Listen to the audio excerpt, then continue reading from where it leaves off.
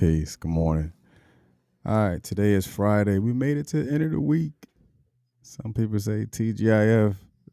I just call it Friday. All right, so technology really got the best of us yesterday.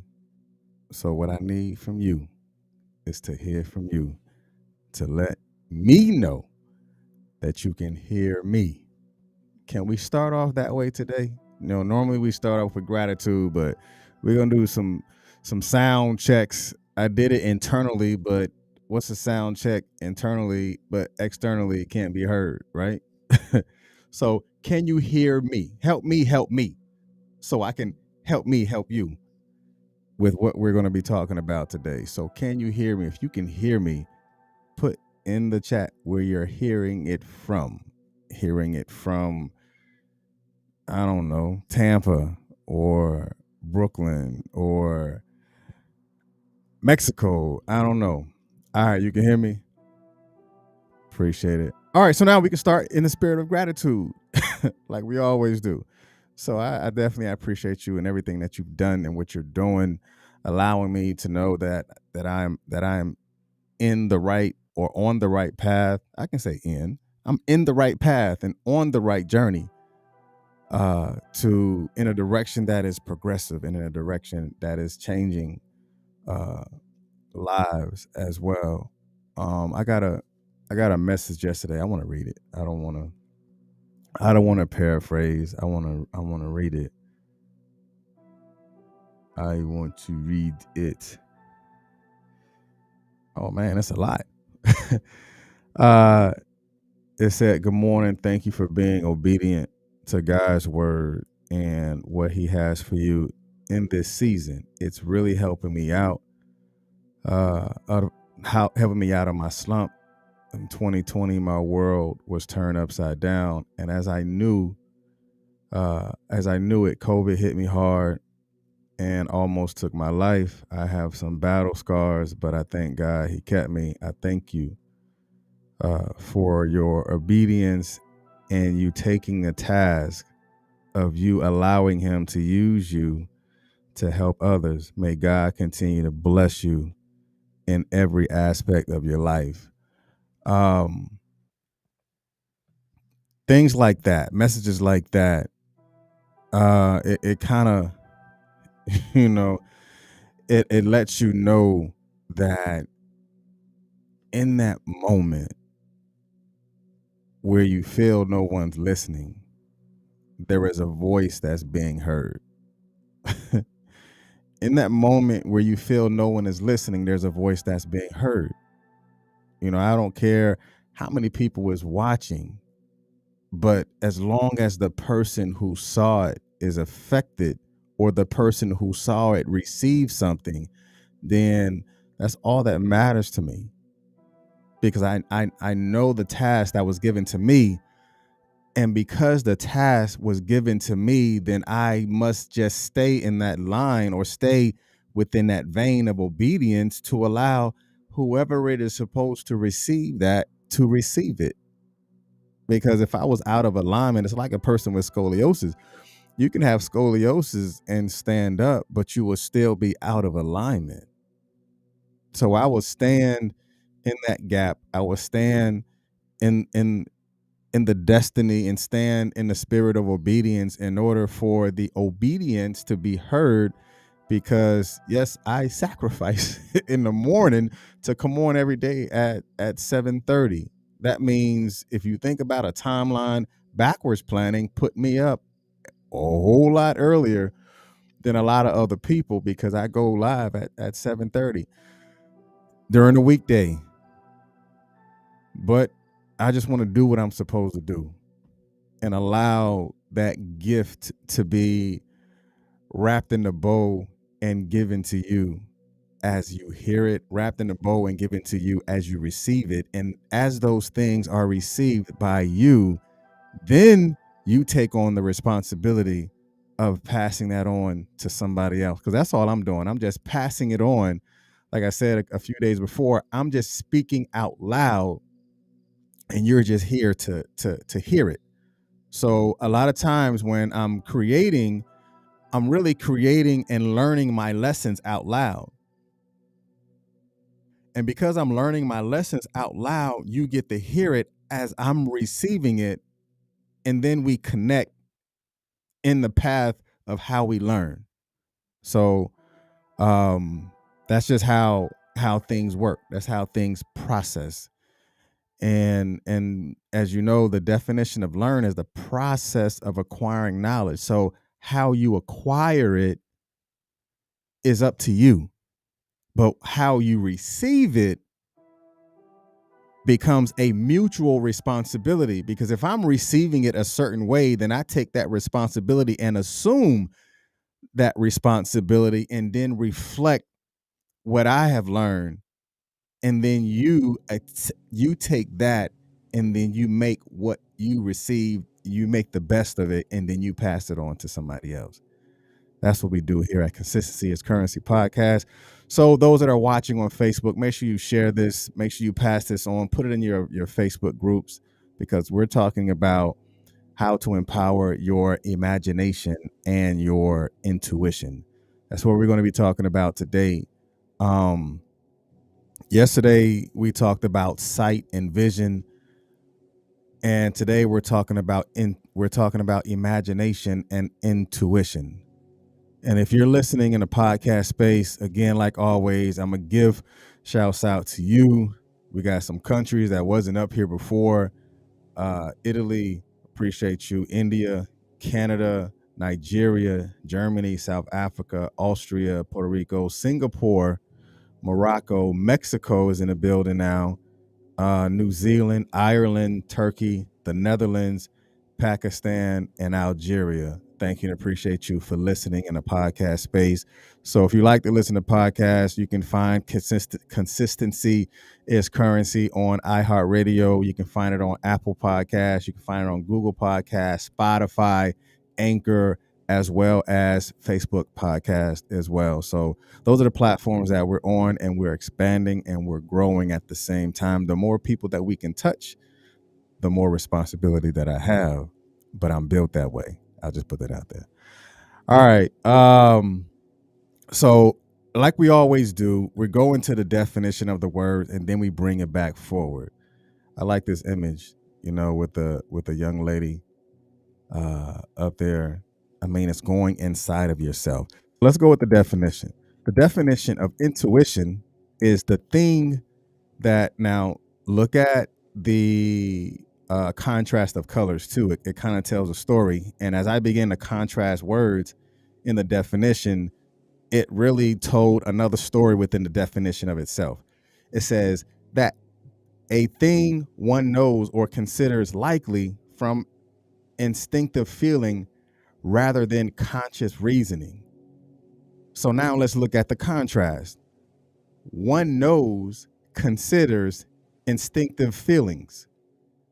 But then you got the red where it says, a thing, or you got that thing likely. That's how sometimes people explain it, that intuition. That thing, I can't quite put a finger on it, but that's that thing. I can't really say it, but I feel it.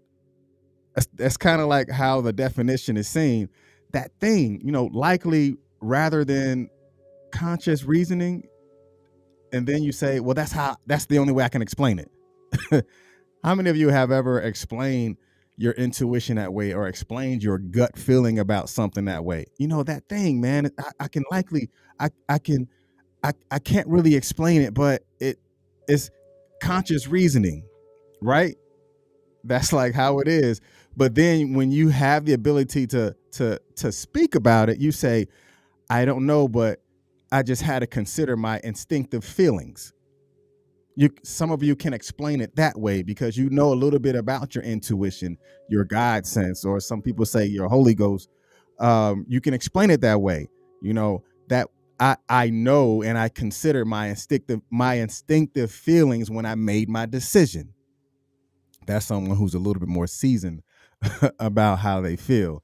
And then you have the definition of imagination, the faculty or actions of forming new ideas or imagination or concepts of external objects not present to the sense.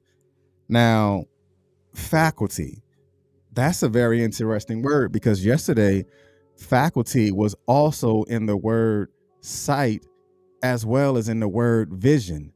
So the definition of faculty is an inherent mental or physical power. And inherent, what are you inheriting? The inherent action or forming new ideas, because as far as where the brain goes, your neocortex is where they said your imagination comes from, the right side of your brain. So the faculty or actions of forming new ideas or imagination or concepts of external objects not present to the sense. So now let's flip it in the contrast. The faculty of forming new ideas. Again, this is regular definition, but when you invert the contrast of the definition, you give it new meaning. The faculty of forming new ideas not present to the sense. That's crazy, right? You make whole new definitions in the definition itself when you look at it from a cerebral standpoint, when you look at it from a neocortex standpoint, because neocortex, neo means new. So when you're looking at the newness of the definition, the faculty of forming new ideas not present to the sense, or of actions or imaginations or concept of external objects, meaning I can create my imagination to form this physical thing. But then you got the faculty or forming new ideas not present to the sense. And then, of course, when you go into the definition of faith, is the evidence of things hoped for. Faith is a substance of things hoped for and the evidence of things not seen. So there has to be an imagination that you have to have with the things that you want to do. My imagination looks colorful to the external eye, but my intuition is colorless because it is internal. My imagination can be my outside sound because it's loud. You can tell someone who has a colorful imagination is loud. You can see it in how they dress. You can see it in how they move. You can see it in how they say certain things. But then when you look at the inherent, again, the faculty, the inherent, the innate ability, the things that you have and you carry on the inside. And there's one more thing that I want to show you. Peace. Good morning, sir. Which I probably shouldn't have took the share screen out that quick, but I want to show you something real quick on how the brain works as far as your imagination goes and how it's developed at the same time. Go ahead and pull this up.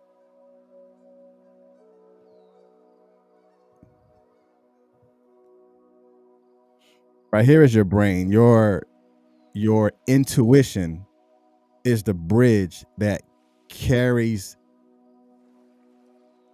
your thoughts, because like your intuition becomes the DNA of your vision. Because a lot of times when we battle certain things, we battle between our thoughts and our imagination and our vision. Because if you know there's something that is not in line with your vision, your intuition is going to tell you that I'm not supposed to go. I'm not supposed to be there. I have that innate ability or that inherited power that is telling me that is not where I'm supposed to go. But when you empower that inheritance, that natural inheritance, then you're going to know that's not the path that you're supposed to go down. Because again, if your intuition is the bridge, then you're only going to cross that bridge when that instinctive feeling is empowered to say, man, I just got a feeling that this is where I'm supposed to go. I got a feeling that this is the path that I'm supposed to be on. But oftentimes we battle between our imagination and our intuition, because you're battling between your heart and you're battling between your brain. And the scuffle between your heart and your brain causes you to have doubt, causes you to develop fear. And when you develop fear and doubt, that becomes a whole new fight within itself. That's when you have to take that moment and sit down and take that moment and breathe to allow yourself to inherit the superpower of intuition, and to know that instinctive feeling is what you considered or have been considered. Like some people say, well, that's the Holy Ghost telling me, but that's that gut feeling that I get when I'm in that space. But you have to understand that's a bridge. But if you don't develop that bridge, then you will always stand on one side of the bridge and wish you had the ability to get through the other side of your thoughts. You wish you had the ability to fight through your fears, because your fear develops so much doubt that it transitioned into the word worry. And that's when worry becomes physical and transitions into an ulcer, because you did not deal with it at that particular time. So that's how you begin to empower your imagination and understand that your intuition can also be developed. That's a discipline of listening to your intuition. It takes discipline to listen to it. A lot of people don't want to acknowledge that intuition is going to tell you what to say, when to say it, where to go, where not to go, but you want to move so hastily because it looks so colorful in your eyes, it looks so colorful in your brain, that you felt like that was the place for you to go. But your intuition is the bridge that's going to get you to that point. That's all I wanted to say today. Understand the difference between your imagination and your intuition, just like we spoke about yesterday. You can have sight without vision, but you cannot have vision without sight. And when you can see it so clear, your intuition is going to allow you to know, like, man, that's it. Have you ever seen anything like, man, that's it? I'm telling you, that's it. Because you can imagine a house or you can imagine buying a car, but your intuition going to tell you that's my house right there. Or your intuition going to tell you, man, that's my wife. Or your intuition going to tell you that's my car. And then you're going to begin to move different in order for you to get to that point. So acknowledge that your intuition is your bridge, but only those who acknowledge that bridge will have the ability to cross it. Because if your imagination is something that is not seen, then you have to begin to strengthen your faith to believe in your intuition and not have fear of intuition. Some people think intuition is a spooky place or intuition is that spooky moment. No, that intuition is that inherited or that faculty or that power or that ability to make a decision. That's really what it is. And intuition is a decision that needs to be made by those who are consciously aware of what's going on inside of themselves. It is a bridge, but when it is not a bridge, it is a battle. When are you going to transition your battle into bridges? That's like a whole lesson plan within itself. How do you transition your battles into bridges? I rather bridge a gap between two individuals to allow them to cross that bridge and to look at the differences and say we should not be in this place because we see our differences, but just acknowledge that we're in this space. I rather ensure that you build a bridge and to continue to have battles. I'm just saying. So transition your battles into bridges. because your intuition is going to tell you so. Your intuition is going to tell you how to speak. Your intuition is going to tell you and give you the words that is needed to be said to build that bridge with someone you know you should have built that bridge a long time ago. But your imagination told you something different. Your imagination put you in a defensive posture. But your intuition is going to allow you to sit down to build that bridge, to say, extend your hand and to offer that olive leaf. And your intuition is going to tell you when's the right time for you to do that. I don't know who that was for, but it just came out that way. Your intuition is going to tell you what's right. You'll find out and you'll listen. And when you listen and that bridge is being built, that's when your inner peace is going to come, because you listen. You listened in that moment. Don't you know that sight unseen is your vision? Sight unseen is going to happen. Sight unseen, the things will come to pass. Sight unseen is based and founded on the foundation of your faith, because it's the evidence of things not seen. My intuition told me that is real. My intuition, my gut feeling told me that the decision was not going to be favorable. My intuition is going to tell you to walk away. Just like your intuition and your intentions can build bridges that can last for a lifetime. Empower your imagination, and I guarantee you, you will begin to strengthen your intuition. You will be disciplined in the choices that you make. And you will be disciplined in the directions that you take yourself. And then you teach your children that. Mommy, I don't know why I make these decisions. Well, let's sit down. Let me talk to you about something. How did you feel when this happened? What were your thoughts? Did you have a gut feeling about something? What if you were taught about intuition much earlier than than your 30s, much earlier than your 40s? How old were you when intuition became a thing for you, to where you can identify intuition? How old were you? You can put that in the chat. How old were you when intuition was a thing?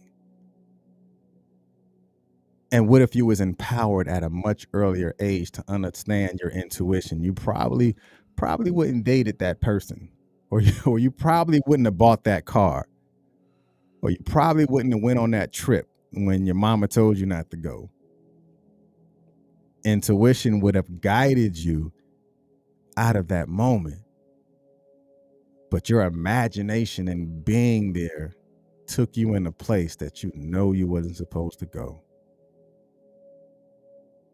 Intuition, it takes maturity too.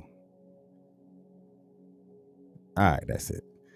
Hey, y'all just be blessed. Y'all just be blessed. A lot of times we don't want blessings for somebody else because we want to hoard it for ourselves. I'd rather not. I'd rather build a bridge and bless you, because my blessing's on the other side of that bridge. I'd rather build a bridge that blesses you, because my blessing is on the other side of the bridge. But how can I get to that point if I don't believe that it's on the other side?